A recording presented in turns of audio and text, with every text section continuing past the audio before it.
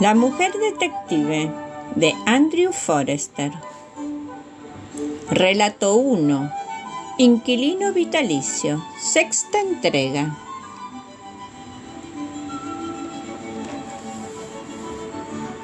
Yo sabía entonces que la naturaleza puede conservar evidencias de la imposibilidad de ciertas mujeres para dar a luz a bebés vivos, pues mucho después de la muerte, incluso cientos de años después, si el esqueleto está bien conservado, los hombres de ciencia pueden llegar a certificar que existía dicha incapacidad. Sabía que, con lo que había averiguado, tenía en mis manos la prueba sobre la culpabilidad de Miss Shetlich. Un análisis de los restos del cuerpo de la fallecida zanjaría la cuestión, y si el cochero podía identificarla, algo sobre lo que no albergaba yo la menor duda, llevarían la culpa a la puerta de su casa en caso de que ella lo negara. ¿Qué debía hacer ahora? Mi deber real y más acuciante era informar de mi descubrimiento al heredero legal, Sir Nathaniel Shirley. Pero, ¿dónde estaba? No me costaría nada averiguarlo regresando a Shirley House para seguir indagando. Al llegar a la mansión a primera hora de la mañana siguiente, no pude evitar contemplarla con cierto estupor, a sabiendas de que hasta hacía muy poco aquella había sido para mí una casa cualquiera. El ama de llaves me recibió con una alegría que me emocionó, pero me dije a mí misma que debía recordar que mi deber era para con la justicia, no con la piedad. El objetivo último de todo detective es conseguir que se haga justicia, y si se sabe dónde está su lugar, en ningún momento ha de mirar más allá. Lo que debía tener en cuenta en todo este asunto de el inquilino vitalicio era que mediante un fraude, ciertas personas estaban disfrutando de una propiedad y unos bienes sobre los cuales no tenían derecho legal. Así estaban las cosas que yo, como detective, debía enmendar, y esa era precisamente la tarea que me había propuesto llevar a cabo. Poco pensaba yo entonces que llegaría a desear no haberme metido nunca en aquel asunto, no haber interrogado jamás al cochero, ni seguido adelante con mi investigación. Al parecer mi trabajo había sido del gusto de Miss Shetlich, que le había dicho a su ama de llave que yo era un tesoro con el hilo y la aguja. Supongo que fue dicho éxito lo que me allanó el camino a la hora de ganarme la confianza del ama de llaves. Sea como fuere, lo cierto es que esa mañana respondió a la mayoría de mis preguntas tan aparentemente inofensivas en algunos casos que la pobre ancianita ni por un momento debió sospechar que la estaba interrogando.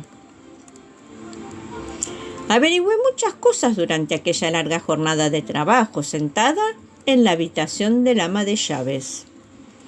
Para empezar, sobre el señor de la casa, el ama de llaves dijo que era un patrón muy apreciado, aunque algo malhumorado, querida, y una o dos preguntas bastaron para ponerme al día acerca del porqué de su mal humor, que resultaron ser sus denodados esfuerzos por obtener de forma sistemática un doble rendimiento de la tierra de las grandes plantaciones de trigo, algo que hasta el momento no habían logrado ni los más expertos agricultores.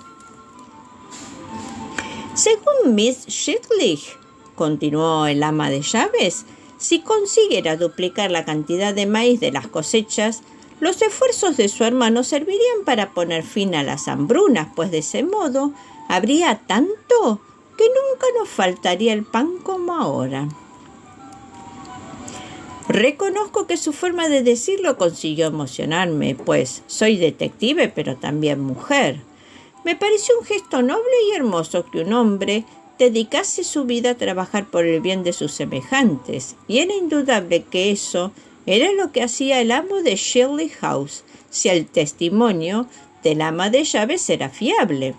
Y yo no tenía motivos para dudar de su palabra. Todos los días del año, siguió contando la anciana, trabajaba duramente en sus experimentos, bien sobre el terreno o en el laboratorio químico que tenía en la misma mansión. No gozaba de placer alguno, vestía de forma austera, comía frugalmente y dormía poco. ¿Era feliz?, pregunté. No creo que sea fácil ser feliz, respondió la anciana ama de llaves, sabia con su humilde experiencia, cuando uno dedica su propia vida a intentar conseguir la felicidad de los demás. Cambié de tema. ¿Quería a su hija?, pregunté. Al parecer, quería a su hija sin gran efusividad, pero la había dejado casi por completo al cuidado de su hermana. ¿Quería mucho a su esposa?, pregunté. Por un instante me pareció que la anciana volvería a mostrarse reservada, aunque pareció pensárselo mejor, pues acto seguido sonrió y dijo: «Sí, querida, pero ella le quería más». «Por supuesto», respondí. «Sí, y eso que él era lo bastante mayor como para ser su padre. Ella solo tenía 20 años cuando murió, querida, y estaba muy hermosa cuando al fin la vi. Doy fe como una mujer que ha cumplido con su deber. Le amaba, querida, porque trabajaba para darle algo bueno al mundo. Y aunque era mucho más joven que su marido, eso no tenía la menor importancia, querida. No tenía la menor importancia para ella. Y cuando mi señora murió, tenía el aspecto de una mujer que había hecho lo que se esperaba de ella». «¿Su familia aprobaba el matrimonio, señora?», dije, si no le parece demasiado atrevida la pregunta. «Mi señora solo tenía a su padre, querida, y solo a él le consultó, pues el único pariente que tenía aparte de Sir Thomas era el hermano de éste, en la actualidad Sir Nathaniel, que por aquel entonces estaba muy lejos de aquí y no era bienvenido en Rutlandshire, de donde somos nosotros. El señor Shirley vive cerca de Londres para poder asistir a eventos sociales y estar cerca de otros hombres de ciencia». «¿Ve usted en alguna ocasión a Sir Nathaniel en la actualidad?», pregunté mientras seguía dando puntadas. «Oh, no, nunca le vemos.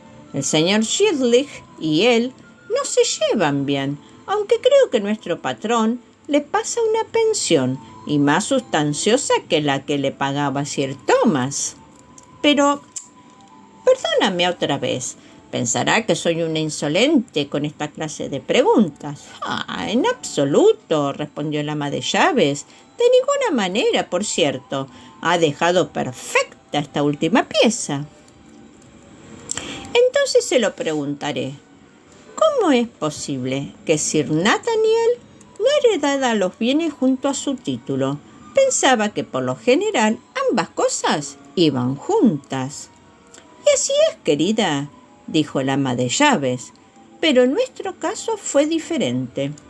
Sir Thomas no heredó propiedades de su padre, sino el dinero que había ganado como banquero, y la mayor parte del dinero que le permitió empezar lo obtuvo de su primera esposa, pues eran de familia pobre, ya que el sexto baronet dilapidó cuanto tenía, y ese fue el motivo por que Sir Thomas dejó sus propiedades a su hija, cosa que sé con certeza que Sir Nathaniel nunca le perdonó.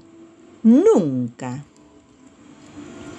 «¿Dónde está actualmente Sir Nathaniel?», pregunté. «La mayor parte del tiempo vive en Brighton. Parece usted muy interesada en él, querida. Ha sido un hombre terrible y su salud ya no es lo que era. Aunque a pesar de todo parece un caballero y siendo justo, he de reconocer que lo es». ha hecho para ganarse esa reputación?, pregunté.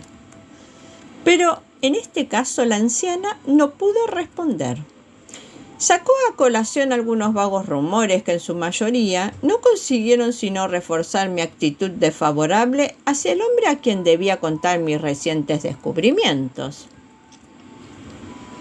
No me cabe duda de que algo malo debe tener Sir Nathaniel, continuó el ama de llaves, pues de lo contrario sería bien recibido aquí.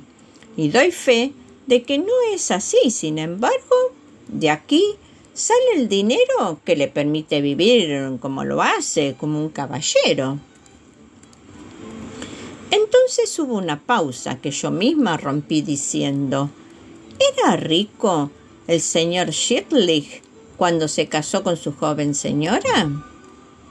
En comparación con mi señora, he de decir que no, querida, pero si no hacemos comparaciones, vivía bien, bastante holgadamente, por supuesto. En el lugar de donde nos fuimos, la gente pensaba que mi joven señora, una hermosa heredera, se estaba echando a perder. Pero nada de eso tenía sentido, querida, pues no había mujer más feliz. Así transcurrió la mañana, y cada poco averiguaba algo más que podía resultarme útil. No obstante, he de decir que cuando llegó la cena del ama de llaves, mi opinión acerca de los hermanos Shirley había mejorado de manera considerable, al tiempo que empezaban a asaltarme ciertas dudas sobre Sir Nathaniel, pues no hay nada como el atisbo de un escándalo para ensombrecer el retrato de cualquier personaje. He de añadir que pasé más de una semana trabajando en Shirley House, y cuando llegó el 7º día mi opinión sobre los Shirley había cambiado ostensiblemente a mejor.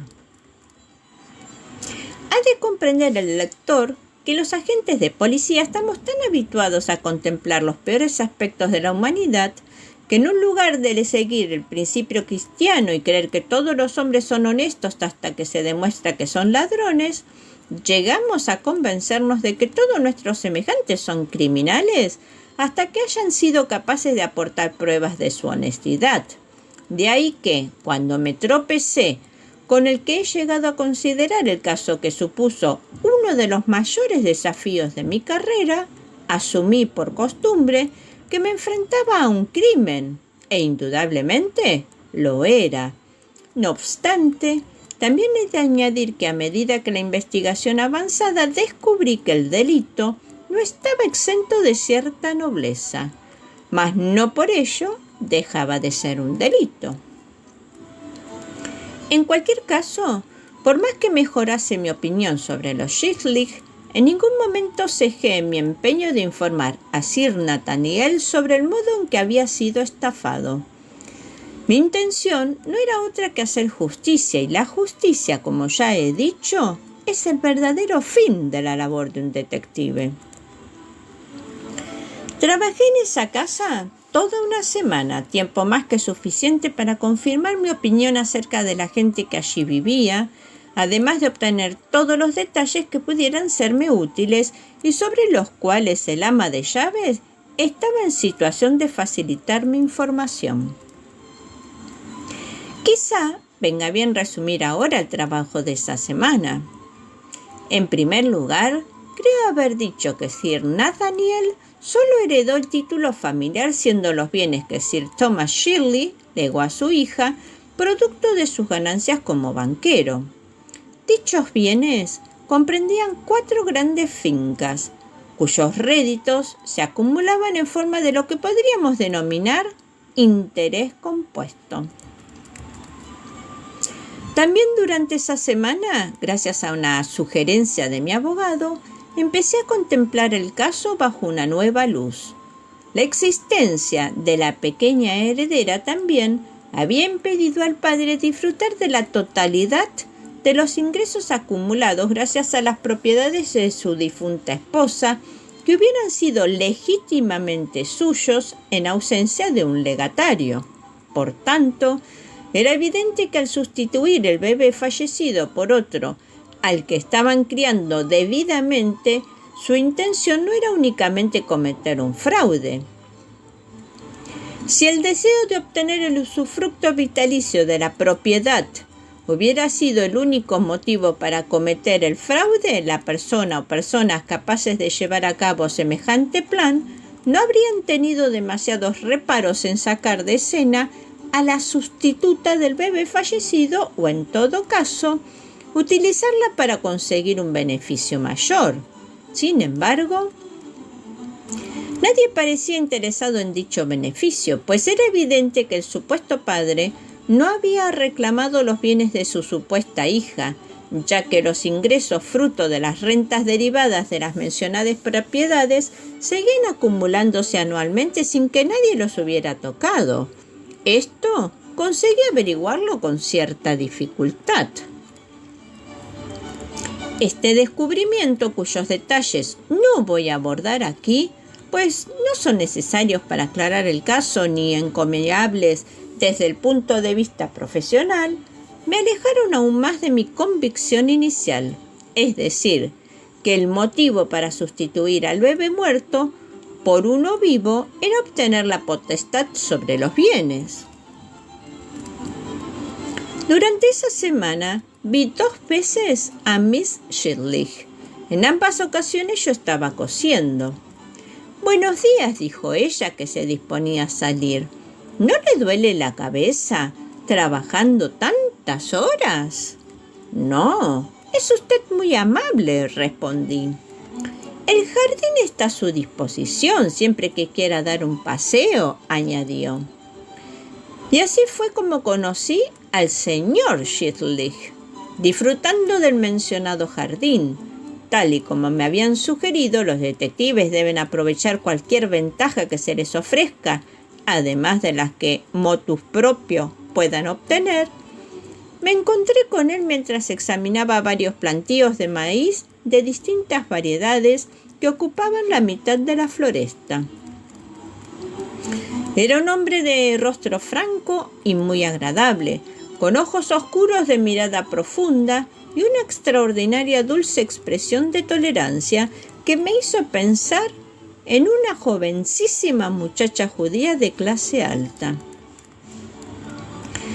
Puesto que los detectives siempre están haciendo preguntas sobre todo aquello que ven y no pueden entender, es fácil adivinar que le pregunté por qué había plantado maíz en su jardín.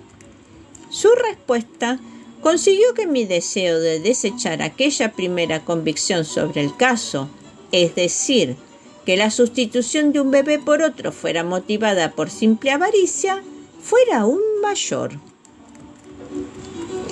Gracias a mi principal informante, el ama de llaves, sabía que el señor Shirley dedicaba todo su tiempo, en invierno en el laboratorio, en primavera, verano y otoño en los campos de cultivos experimentales de sus fincas, a hacer experimentos con maíz y otros cereales con el objetivo último de conseguir incrementar la medida de producción por hectárea.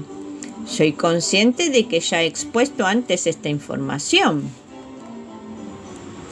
En cualquier caso, no es frecuente que los criminales traten de beneficiar de manera ninguna a sus semejantes. Si así fuera, serían sin duda más felices, y por ello la posibilidad de que el señor Shirley fuera un criminal al uso me resultaba cada vez más remota a medida que iba conociendo estos rasgos de su carácter.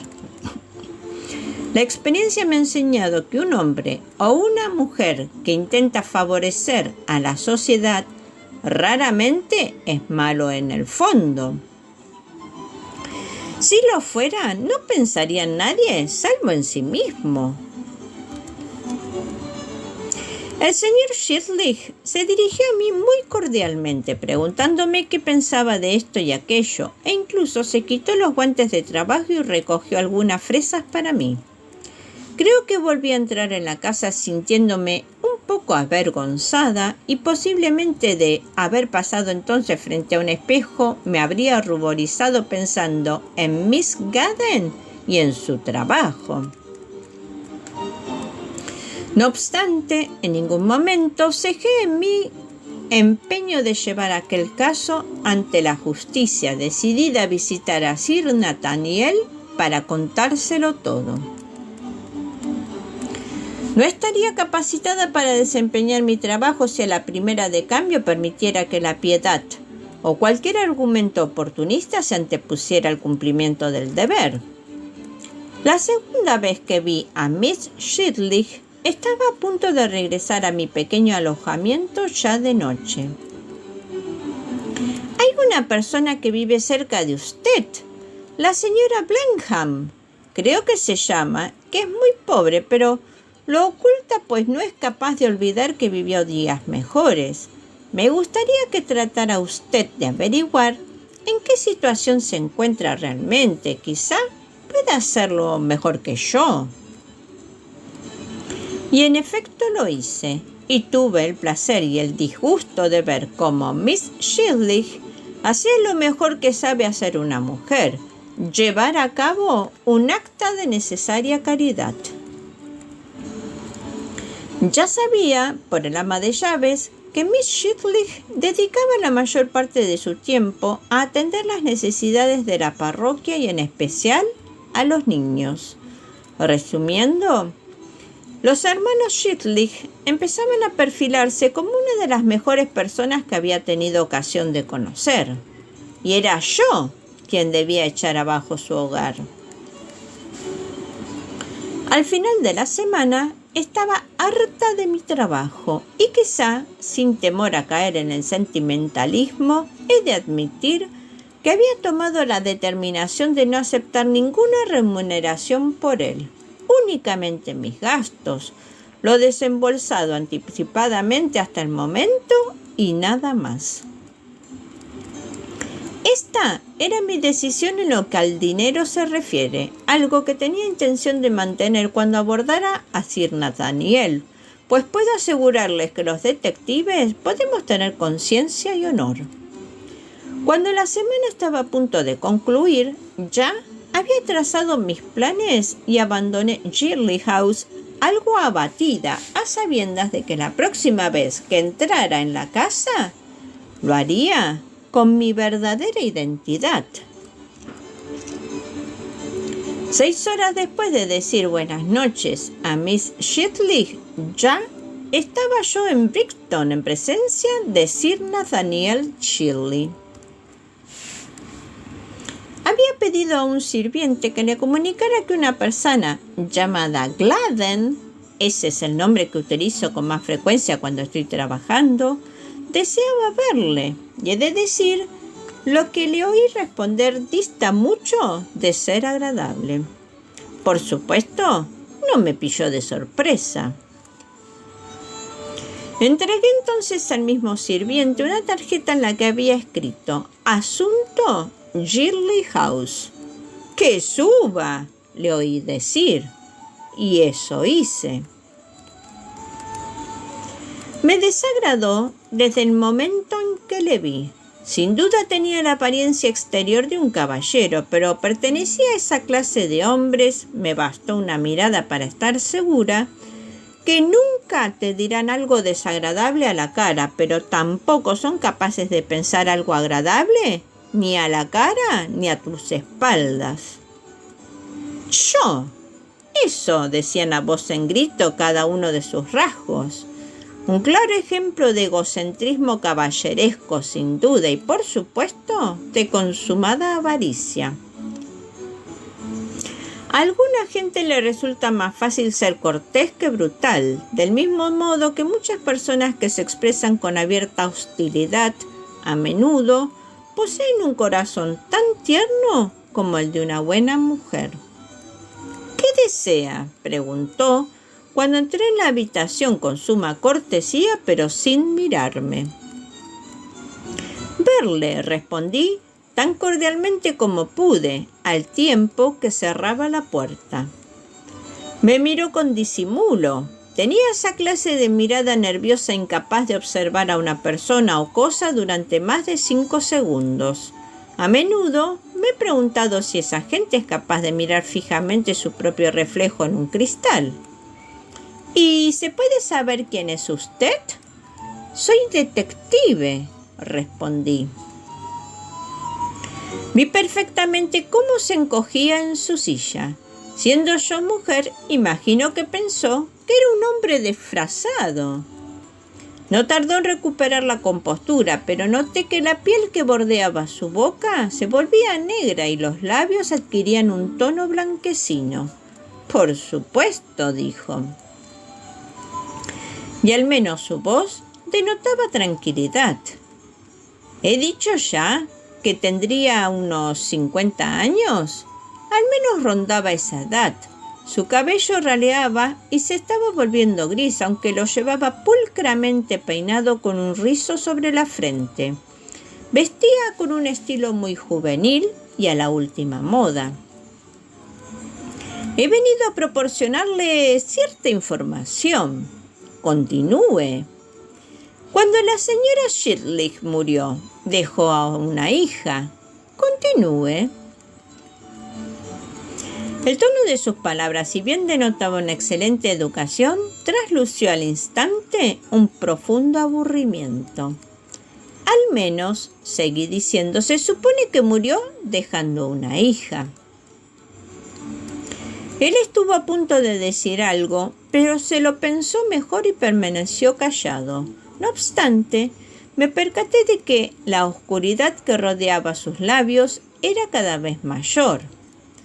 Pero lo cierto, continué, es que no dejó a ninguna hija.